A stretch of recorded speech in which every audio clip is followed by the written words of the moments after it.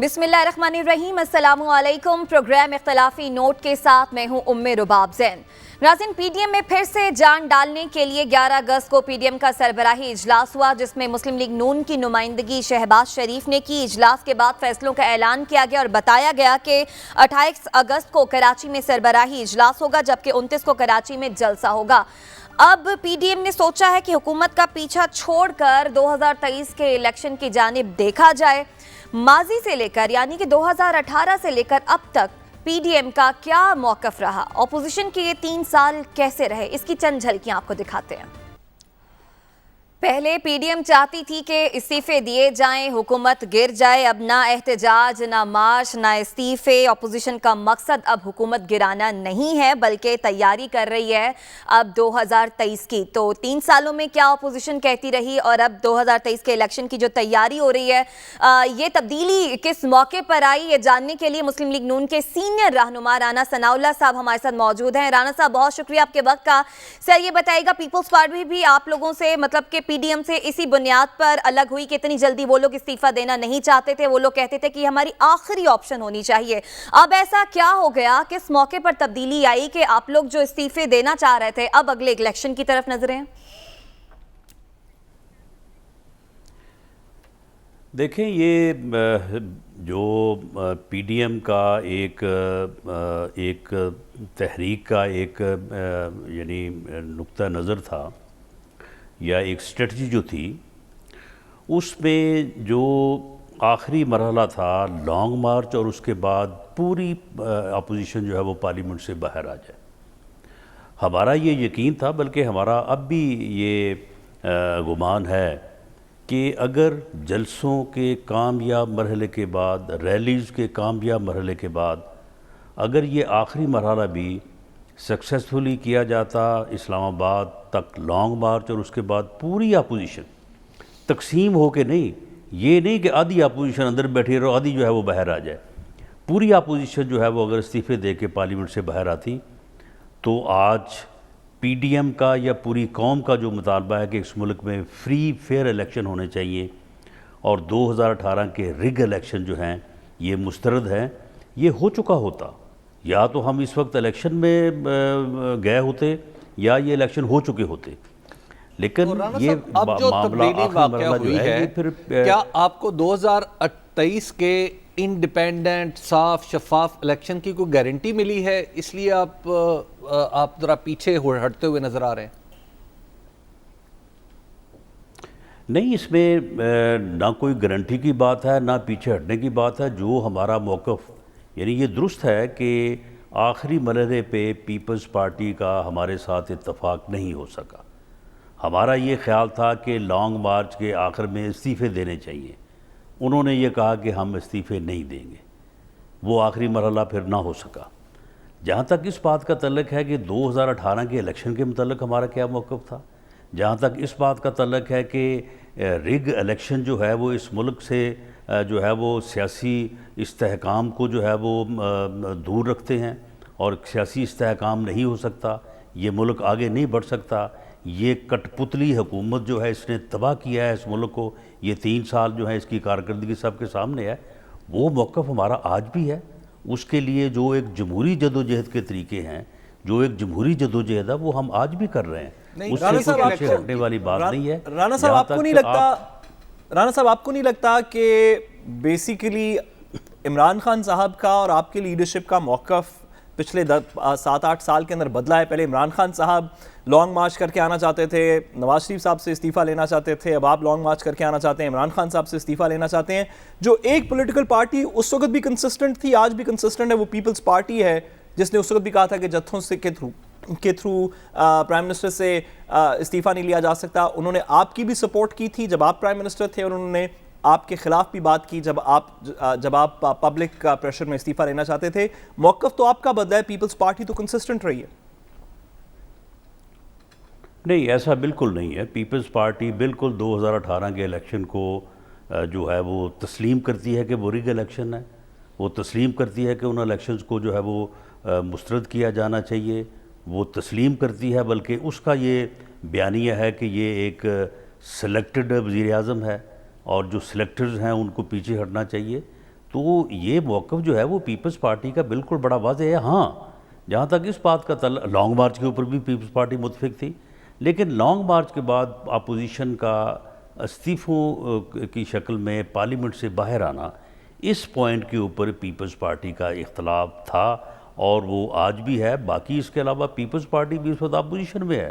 Peoples party کوئی government کی الائی جماعت بن کے نہیں بیٹھی، اور ہم بھی اپوزیشن میں ہیں، اور جو قومی اسمبلی میں اپوزیشن ہے وہ متحدہ اپوزیشن کی شکل میں تمام جماعتیں جو ہیں وہ اکٹھی ہیں. رانا صاحب، آپ کو یعنی پی ڈی ایم کو جتنی بھی فتوحات ملیں وہ دراصل پاکستان پیپلز پارٹی کی اسٹریٹجی پر چلتے ہوئے ملیں. آپ نے سینٹ کے الیکشن جیتے، آپ نے ضمنی انتخابات جیتے، اگرچہ آخری ہار گئے لیکن بہرحال آپ مجموعی طور پر جیتتے رہے. آزاد جموں کشمیر کے الیکشن میں آپ کو بہت بڑے اچھی تعداد میں ووٹ ملے، اگرچہ سیٹیں کم آئیں. تو جتنی بھی کامیابیاں آپ کو ملیں وہ پیپلز پارٹی کی اسٹریٹجی پہ ملیں. تو اب کیا آگے پیپلز پارٹی جو دوبارہ آفر کر رہی ہے کہ ہمارے ساتھ ملیں، ہم پہلے پنجاب میں یا سینٹ میں اور پھر وفاق میں بھی ہم تحریک عدم اعتماد پیش کرتے ہیں، تو کیا اس چیز پہ کوئی آپ نے دوبارہ غور کرنا شروع کیا ہے کہ پیپلز پارٹی کے ساتھ ملا جائے یا کوئی رابطے؟ نہیں دیکھیں، جہاں تک قومی اسمبلی کا تعلق ہے تو میں نے جس طرح سے پہلے کہا کہ وہاں پہ پیپلز پارٹی اور ہم اپوزیشن کی سیٹوں پہ بیٹھے ہیں، اور یہی صورتحال جو ہے وہ پنجاب اسمبلی میں ہے، وہاں پہ بھی پیپلز پارٹی ہمارے ساتھ جو ہے وہ بیٹھی ہے. معاملہ جہاں تک اس بات کا تعلق ہے کہ ہمارے پاس نمبر پورے ہیں اور ہمیں عدم اعتماد میں جانا چاہیے، اگر پیپلز پارٹی کے پاس نمبر ہیں جو کہ گیپ ہے وفاق میں بھی تقریباً کوئی 10-12 ووٹ کا اور پنجاب اسمبلی میں کوئی 20-22 ووٹ کا، اگر پیپلز پارٹی کے پاس یہ چیز ہے یا اس کے پاس نمبر ہے تو آئیں، ہم تو تیار ہیں اس مقصد کے لیے. پیپلز پارٹی دراصل اس کو صرف ایک سیاسی بیانیے کے طور پہ استعمال کرتی ہے. سر آپ پنجاب میں بھی تیار ہیں؟ کیونکہ بلاول بھٹو زرداری صاحب پنجاب کا تو کہہ چکے ہیں کہ پنجاب سے شروع کرتے ہیں تبدیلی اگر پی ڈی ایم کرنا چاہتی ہے. دیکھیں 100% ہم تیار ہیں. اگر پیپلز پارٹی کے پاس وہاں پہ نمبر ہیں، 20-22 نمبر ہیں، تو آئیں ہمارے ساتھ بیٹھ کے جو ہے وہ بات کریں. پیپلز پارٹی نے کبھی ایسی بات ہمارے ساتھ تو نہیں کی. ہاں البتہ وہ ایک سیاسی بیان کے طور پہ جو ہے اس مقصد کو جو ہے وہ پریس کانفرنس میں یا تقاریر میں ضرور بیان کرتے ہیں، لیکن کبھی انہوں نے ہمارے ساتھ بیٹھ کے آپ بات کر رہے ہیں. آپ پیپلز پارٹی کا ساتھ صرف اسی صورت میں دیں گے جب نمبرز پیپلز پارٹی کے ساتھ ہوں گے، یا پھر یہ نمبرز لانے کے لیے کوئی تیاری میں بھی آپ لوگ ساتھ دیں گے؟ پیپلز پارٹی کہتی ہے کہ آپ بڑی جماعت ہیں، دوسری طرف جہانگیر ترین گروپ جو ہے وہ پاکستان تحریک انصاف سے ناراض ہے، تو کوئی ادھر بھی آپ لوگوں کے کوئی رابطے، کوئی جوڑ توڑ کوئی شروع ہوا؟ دیکھیں جہانگیر ترین گروپ کے صوبائی اسمبلی میں اکبر نوانی صاحب ان کے جو ہے وہ پارلیمانی لیڈر یا ان کے ترجمان ہیں. ان کے ساتھ میری بڑی پرانی یاد اللہ ہے، بڑے اچھے دوست ہیں. راجہ ریاض صاحب ویسے میرے شہر کے ہیں، تو اگر انہوں نے اس بات کے اوپر تیار ہونا ہوا کہ ہم آپ کے ساتھ عدم اعتماد کی تحریک لانے کو تیار ہیں، تو میرا خیال ہے پیپلز پارٹی سے پہلے وہ مجھے بتائیں گے. لیکن میں یہ پورے وصول سے کہتا ہوں کہ ابھی وہ ناراض ضرور ہیں لیکن وہ تیار نہیں ہے عدم اعتماد کی تحریک کے لیے. رانا صاحب یہ بتائیے کہ آپ کے اور آپ کی پارٹی کے پرسپیکٹیو سے کیا آؤٹ کم، بیسٹ آؤٹ کم ہے اس پی ڈی ایم کو یونائٹ کرنے کا؟ کیا ہوگا تو آپ کے خیال میں ایک ریزنیبل کنیکشن بھی بن جائے گا پیپلز پارٹی اور آپ کے درمیان، اور پی ڈی ایم کوئی ایسرٹینیبل اپنے آبجیکٹیوز اچیو کر سکے گی، کوئی ایسے اہداف جو کہ پتہ چلے؟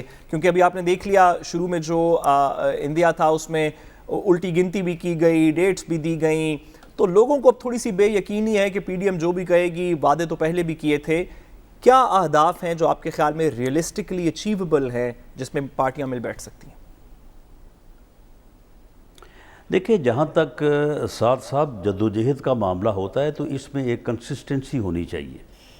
جدوجہد جو ہے وہ جاری رہنی چاہیے مسلسل اور تسلسل کے ساتھ.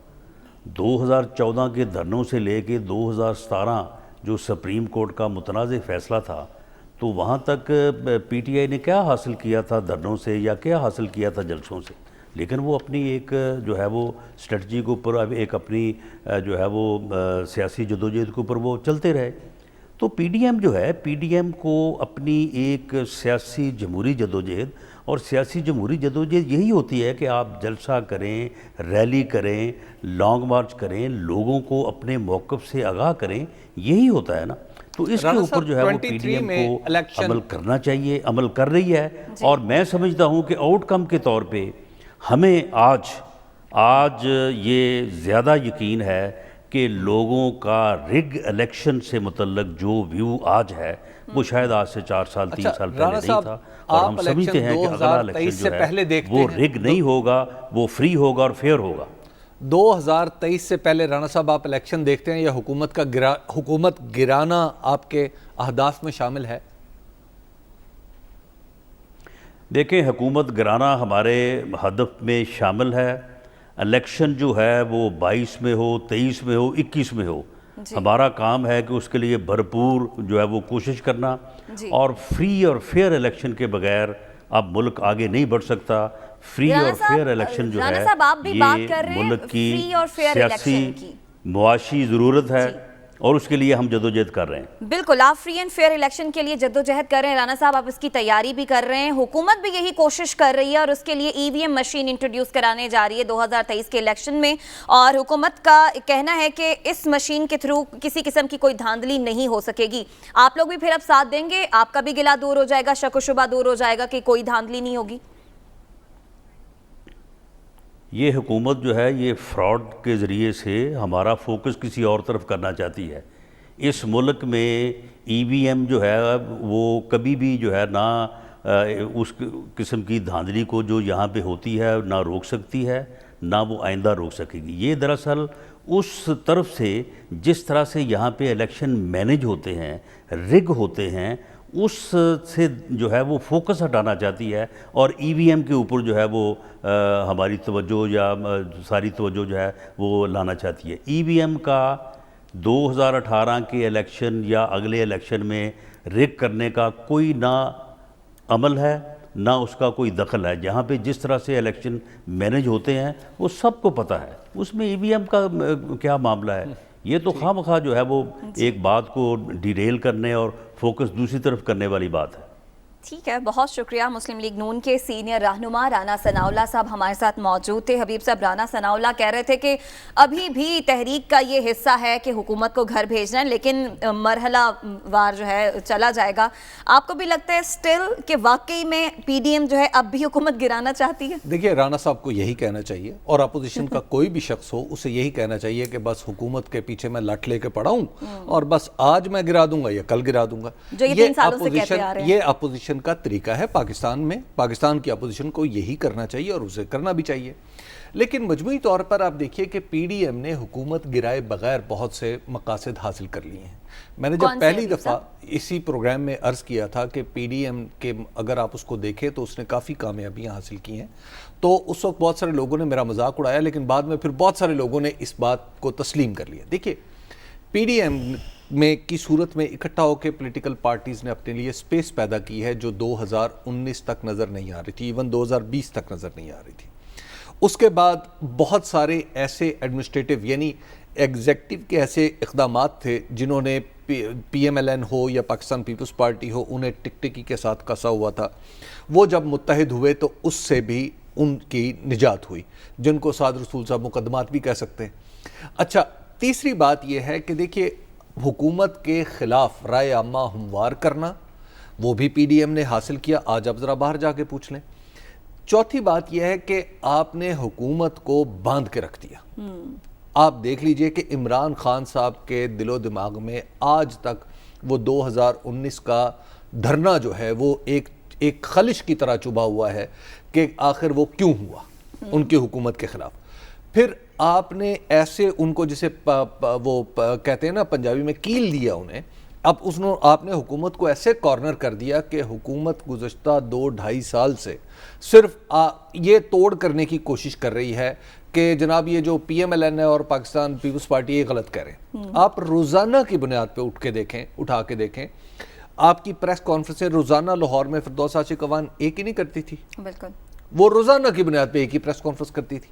اس کے بعد کیا پی آئی ڈی کے دفتر اسلام آباد میں روزانہ کی بنیاد پر پریس کانفرنس بالکل نہیں ہو پورا رہی تھی؟ فوکس شفٹ ہو گیا تو تھا. پورا فوکس حکومت کا انہوں نے شفٹ کر لیا. تو جب اتنی کامیابیاں حاصل کر چکے ہوں تو ظاہر ہے پھر آپ پی ڈی ایم کو ناکام نہیں کہہ سکتے. اور لاسٹلی میں عرض کروں گا, میں آپ کو پہلے دن سے اسی پروگرام میں عرض کر رہا ہوں کہ پی ڈی ایم کا مقصد حکومت گرانا نہیں ہے. پی ڈی ایم نے دایاں دکھایا ہے اور بایاں مارا ہے.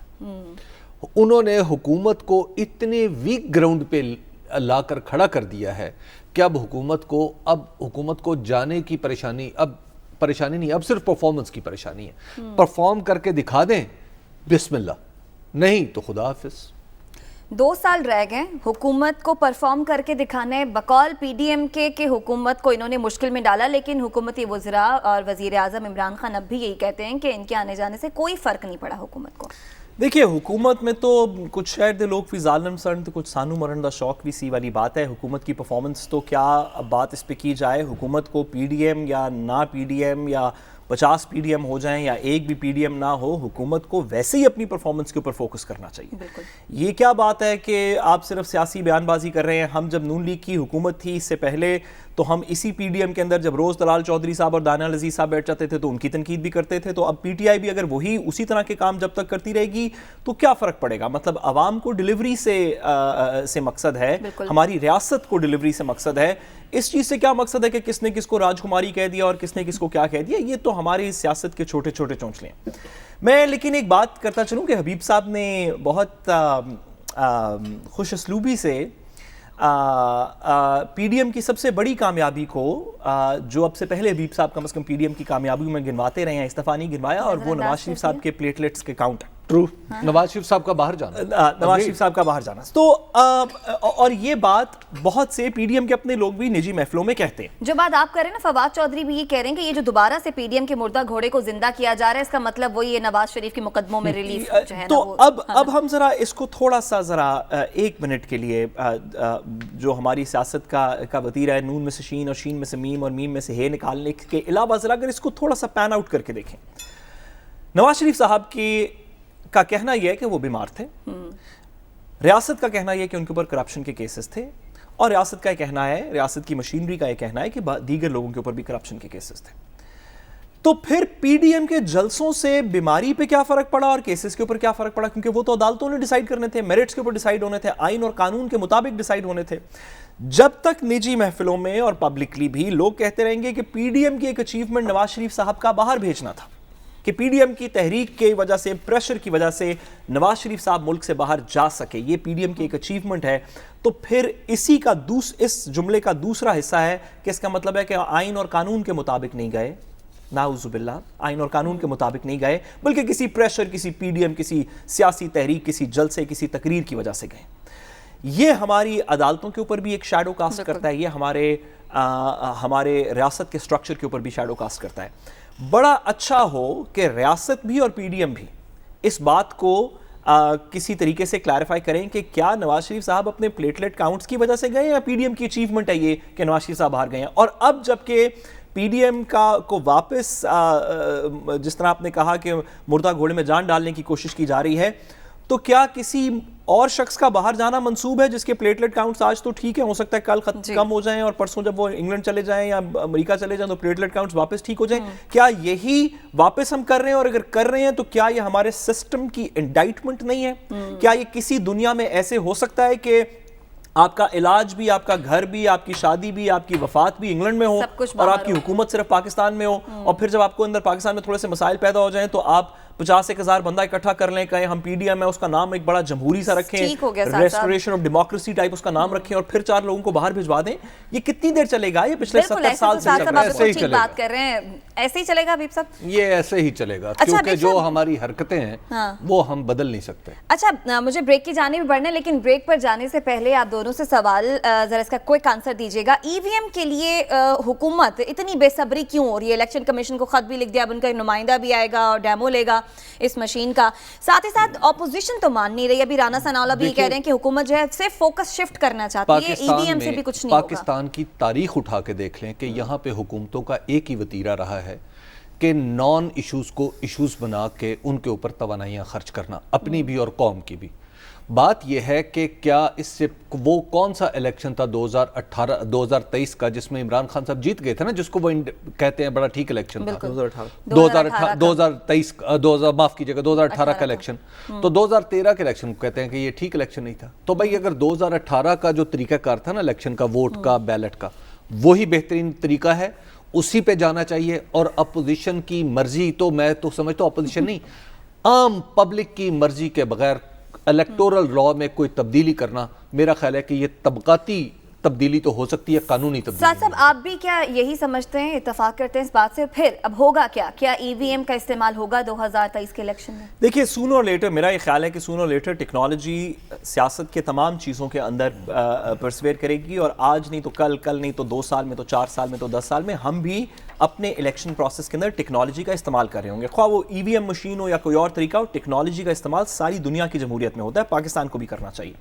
لیکن کیا ہماری جمہوری پروسیس کا سلوشن الیکٹرانک ووٹنگ مشین ہے؟ تو میں ابھی اس بات میں پہ کنونس نہیں ہوں کہ اگر ای وی ایم آ جائیں گی تو پھر دھاندلی کے تمام الزامات ختم ہو جائیں گے, جمہوریت بڑی اچھی طرح چلے گی.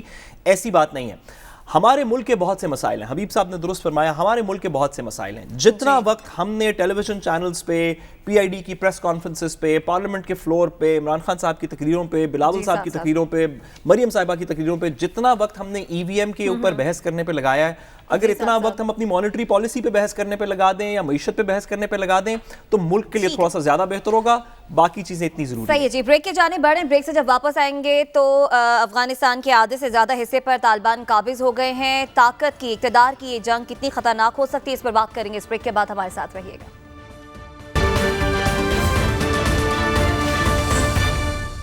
ویلکم بیک ناظرین. امریکہ اور اتحادیوں کے افغانستان سے نکلنے کے بعد طالبان کی افغانستان میں پیش قدمی جاری ہے اور 2/3 افغانستان پر طالبان نے قبضہ کر لیا ہے. طاقت کی یہ جنگ کتنی خطرناک ہو سکتی ہے, اس پر ہم بات کریں گے.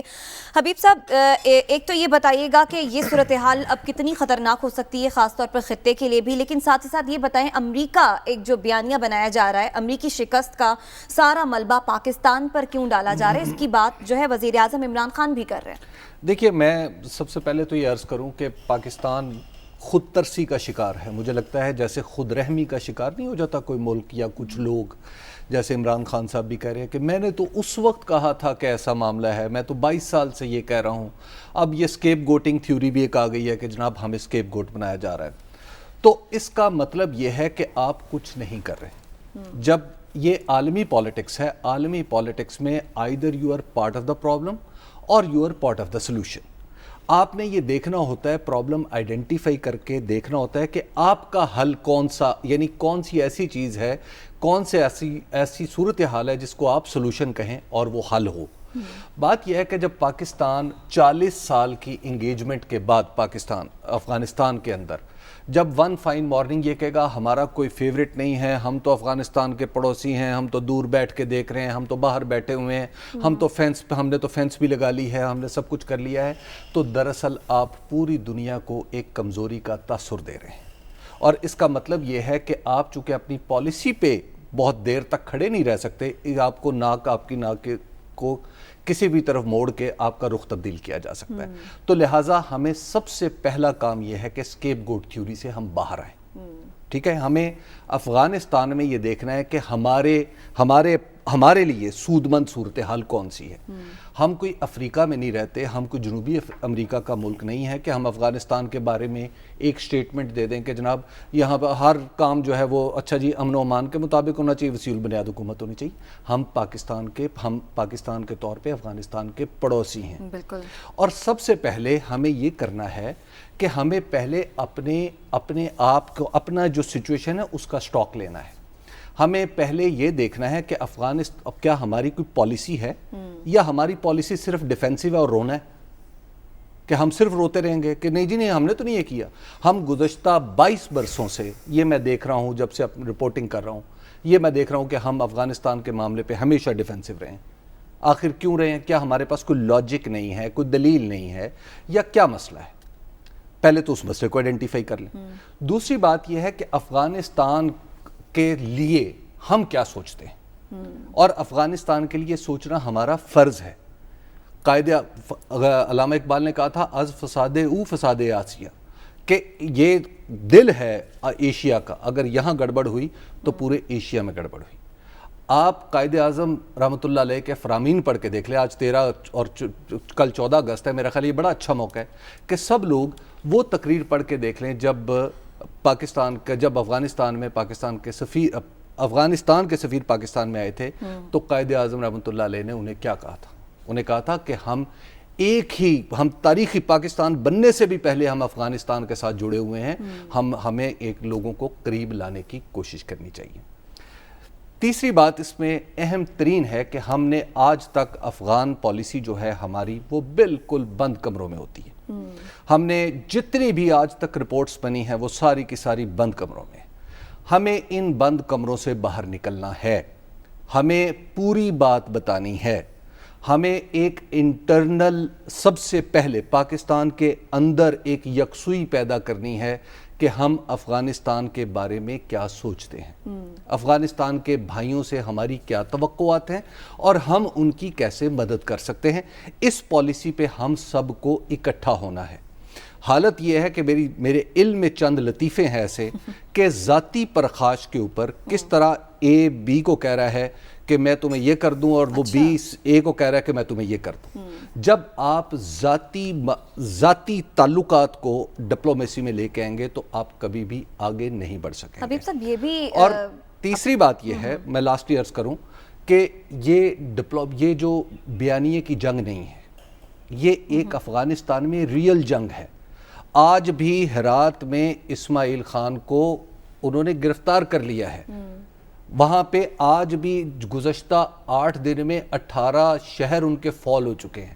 یہ ریل جنگ ہے، یہ بیانیے کی جنگ نہیں ہے۔ بالکل۔ تو اس کے بارے میں یہ جب جنگ اور ڈپلومیسی میں بڑی سیدھی سی بات ہے، عمل سے زندگی بنتی ہے جنت بھی جہنم بھی۔ آپ آگے بڑھیں گے، کوئی چیز لے کے آگے بڑھیں گے، کوئی تجویز منصوبہ لے کے آگے بڑھیں گے تو دنیا آپ کی سنے گی۔ اگر آپ نے خالی سائیڈ لائنز پہ بیٹھے رہنا ہے تو بسم اللہ بیٹھے رہیں۔ مجھے ساتھ صاحب کی جانب بھی آنا ہے، ان کی جانب آنے سے پہلے بس مختصراً مجھے یہ بتا دیجئے کہ ہمارے مفاد میں کیا ہے، پاکستان کے مفاد میں کیا ہے، افغانستان میں کون سی حکومت ہے؟ دیکھیے I am nobody، میں وہ شخص نہیں ہوں جو بتاؤں مفاد میں ہمارے کیا ہے۔ مفاد جب ہم سب اکٹھے ہوں گے تو ہم اپنے مفاد کا فیصلہ کر پائیں گے نا۔ ٹھیک ہے جی، بہرحال بریک کا وقت ہے، بریک سے واپس آئیں گے، مزید بات کریں گے، اس بریک کے بعد ہمارے ساتھ رہیے گا۔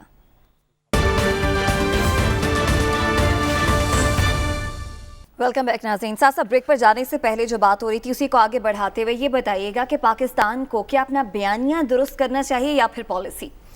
دیکھیے بیانیہ پالیسی کے بغیر کچھ نہیں ہوتا، تو پالیسی کچھ ہوگی، کچھ عمل ہوگا، کچھ پاکستان کے سٹیٹڈ آبجیکٹیوز ہوں گے تو اس کے اوپر بیانیہ بنے گا۔ بیانیے کی وجہ سے پالیسی نہیں بن سکتی، پالیسی آپ کی ڈکلیئرڈ ہونی چاہیے جس کے اوپر بیانیہ بنتا ہے۔ میں حبیب صاحب کی بات سے کچھ ڈس ایگری کرتا ہوں، کیونکہ میرے خیال میں پاکستان کا اور خاص طور پہ اس حکومت کا، ہم جب بھی افغانستان کی ہم بات کرتے ہیں تو ہم پورے 20 سال کی بات نہیں کر سکتے۔ مشرف صاحب کا کیا بیانیہ تھا، کیا پالیسی تھی، اس کا آج ہم اس کے اوپر نہ اس کی لکیر پیٹ سکتے ہیں نہ کوئی اور کام کر سکتے ہیں۔ جلکیانی کی کیا تھی، زرداری صاحب کی کیا تھی، نواز شریف صاحب کی کیا تھی، مختلف ایراز میں مختلف پالیسیز رہی ہیں۔ آج کی پالیسی کی بات کرتے ہیں، آج کی ہماری حکومت اور ریاست کے اداروں کی کیا پالیسی ہے۔ مجھے تو بظاہراً سمجھ آئی کہ 3 کلیئر آبجیکٹیوز ہیں جو کہ مختلف وقت پہ ISPR بھی بات کر چکا ہے، وزیر اعظم کا دفتر بھی بات کر چکا ہے کہ ہمیں افغانستان میں 3 آبجیکٹیوز چاہیے، اور انہی 3 آبجیکٹیوز کی بنا پہ ہم جو یہ کاؤنٹر نیریٹو ہے، سینکشن پاکستان کے اگینسٹ کا جو نیریٹو ہے، ہم وہ بلڈ کریں گے۔ پہلا آبجیکٹیو کیا ہے؟ یہ کہ ہم جنگ کا حصہ نہیں بنیں گے افغانستان میں۔ عمران خان صاحب نے کہا we are partners in peace, we are not going to be partners in war. یہ عمران خان صاحب کی بیانیہ تھا، یعنی کہ ہم افغانستان کے اندر ہر کام کرنے کو تیار ہیں۔ ہم طالبان کے ساتھ مذاکرات امریکہ نے کہا کروائیں، ہم نے کہا جی بالکل کروا دیتے ہیں۔ انہوں نے کہا کہ ان کی کوئی کمیٹی بنوا دیتے ہیں جس کے ساتھ مذاکرات ہو سکیں، ہم نے اس میں فیسیلیٹیٹ کیا۔ انہوں نے کہا ان کو دوحہ میں بلانے میں ہیلپ کریں، ہم نے اس میں فیسیلیٹیٹ کیا۔ انہوں نے کہا معاہدہ بنانے کے اندر ہیلپ کریں، ہم نے اس میں فیسیلیٹیٹ کیا۔ ہم ہر چیز میں فیسیلیٹیٹ کریں گے، لیکن ایسا کوئی کام نہیں کریں گے اگر وہ کہیں کہ آپ ہمیں ایئر سپیسز دیں تاکہ ہم بامبنگ کر سکیں، اس سے ہماری اور ان کی جنگ شروع ہو جائے گی۔ ہم جنگ نہیں کریں گے، ایسا کوئی کام نہیں کریں گے جس میں جنگ شروع ہو، اس سے پہلے کی تمام فیسیلیٹیشن کریں گے۔ یہ آبجیکٹیو نمبر 1۔ دوسرا ہمارا آبجیکٹیو یہ ہے کہ ہم افغانستان کے اندر الف کی حکومت ہو، بے کی حکومت ہو، دال کی حکومت ہو، ہمیں حکومت، ہمارا صرف انٹرسٹ یہ ہے کہ افغانستان سے پاکستان کے اندر کاروائی نہ ہو, دہشت گردی نہ ہو, اٹیکس نہ ہو. یہ ہماری دوسرا آبجیکٹو ہے. پہلا تھا کہ ہم ان کے ساتھ جنگ نہیں کریں گے, دوسرا یہ کہ وہاں سے یا افغان NDS یا را یا کوئی بھی اور ایلیمنٹ پاکستان کے اندر کاروائی نہ کر سکے. ہمارا افغانستان میں جو بھی حکومت بنے گی اس سے یہ ڈیمانڈ ہے. تیسرا آبجیکٹو جو کہ اسلام آباد سیکیورٹی ڈائیلاگ کے اندر بھی ہم نے دیکھا, نیشنل سیکیورٹی ایڈوائزر نے بھی 2-3 دفعہ کہا, ISPR بھی کہہ چکا ہے, گورنمنٹ بھی کہہ چکی ہے کہ ہم ایسٹ ویسٹ کنیکٹیوٹی چاہتے ہیں. ہم چاہتے ہیں کہ افغانستان میں اس کے ساتھ ہماری ریلیشن شپ ایسی ہو, ہماری کوئی وہاں پاپٹ گورنمنٹ نہ بیٹھی ہو. ہم اسٹریٹجک ڈیپتھ نہیں چاہتے, لیکن افغانستان میں گورنمنٹ ایسی ہو جو کہ پاکستان پہ اٹیک نہ کر سکے, اور جس کے تھرو ہمارا CPEC پیسفل میجرز کے تھرو بغیر کسی وائلنس کے سینٹرل ایشین کنٹریز اور یورپ کے ساتھ کنیکٹ ہو. یہ پاکستان کے 3 آبجیکٹیوز ہیں. اس میں یہ آبجیکٹیو نہیں ہے کہ طالبان کی حکومت آئے, اس میں یہ آبجیکٹیو نہیں ہے کہ اشرف غنی کی حکومت آئے. جو بھی افغانستان کے اندر سیٹ اپ بنے جس کو کہ ہم ہر صورت پیسفلی فیسیلیٹیٹ کریں گے, اس کے ساتھ ہم پارٹنرز ان پیس ہوں گے, ہم پارٹنرز ان وار نہیں ہوں گے. وہ پاکستان کے اندر کوئی کاروائی نہ کر سکے وائلنس کی, اور وہ ہمیں اتنی سپیس دے کہ ہم افغانستان کے تھرو سینٹرل ایشیا ایکسس کریں. یہ 3 آبجیکٹیوز بتاؤ مجھے. یہ 3 آپ نے جو بتائے ہیں یہ اصول ہیں, میں لفظ بدل دوں گا, آبجیکٹیوز نہیں, یہ اصول ہیں. یہ اصول افریقہ کے کسی ملک کے لیے بھی ٹھیک ہے. نہیں, بات یہ ہے کہ ہم پاکستان ہیں, ہم پڑوسی ہیں. نہیں حبیب صاحب, ہمارے ملک کے اندر وہاں سے ٹیررزم ہوتی رہی ہے, ہم اس کو روکنا چاہتے ہیں. یہ پالیسی آبجیکٹیو ہے. ہم اس جنگ کا افغانستان میں 20 سال حصہ رہے, اب ہم نہیں بنیں گے, یہ پالیسی سٹیٹمنٹ ہے. ہمیں سینٹرل ایشیا کا ایکسس چاہیے افغانستان کے تھرو, یہ پالیسی آبجیکٹیو ہے. یہ کوئی ہوا کے اندر بات نہیں ہے. یہ 3 ہماری ریاست کے آبجیکٹیوز ہیں. یہ آبجیکٹیوز اس حکومت کے نہیں ہیں. عمران خان کا صاحب کا اس سے کوئی تعلق نہیں ہے, کرنٹ ملٹری لیڈرشپ کا اس سے کوئی تعلق نہیں ہے. 2030 میں, 2040 میں, 2050 میں ہمارے افغانستان کے یہ 3 آبجیکٹیوز ہیں. ہم افغان جنگ نہیں لڑیں گے, نہ ان کے ساتھ ہم پاکستان کے اندر لڑیں گے. ہم افغانستان سے پاکستان کے اندر ٹیررزم برداشت نہیں کریں گے, نہ کوئی اٹیک برداشت کریں گے, اور ہم افغانستان سے ایکوالٹی کی بیسس کے اوپر سینٹرل ایشیا کا ایکسس چاہتے ہیں. یہ 3 پالیسی. اس کے ساتھ ہی پروگرام سے اجازت دیجیے, آپ سے کل ملاقات ہوگی. اللہ نے کے فان.